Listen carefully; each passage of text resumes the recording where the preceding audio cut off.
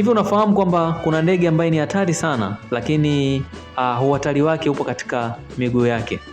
Ni ndege ambaye ana uwezo wa kuua nyoka kwa kutumia miguu pekee. Unamfahamu huyo ndege? Huyo ndege anafahamika kwa jina la secretary bird. Ni ndege ambao mara nyingi wanapatikana katika maeneo ya savana. Na nini huyo ndege aliitwa jina la secretary bird? Huyo ndege aliitwa secretary bird kutokana na historia ambayo secretary kipindi iko cha zamani, inasemekana kwamba walikuwa wanavaa, lakini katika mavazi yao wanaovaa walikuwa wanavaa na kofia. Katika ile kofia walikuwa wanachomeka manyoya au walikuwa wanaweka manyoya. Sasa muonekano wa wale secretary ukawa unafananishwa sana na hawa ndege, na ndipo lilipo arise jina la secretary bird.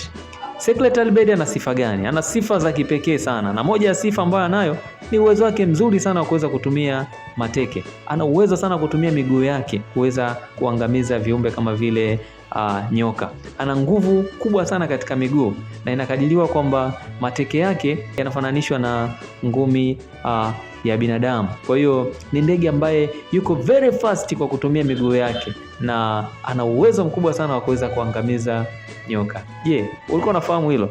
Kama umependa video hii, usisahau kulike, kushare na kusubscribe.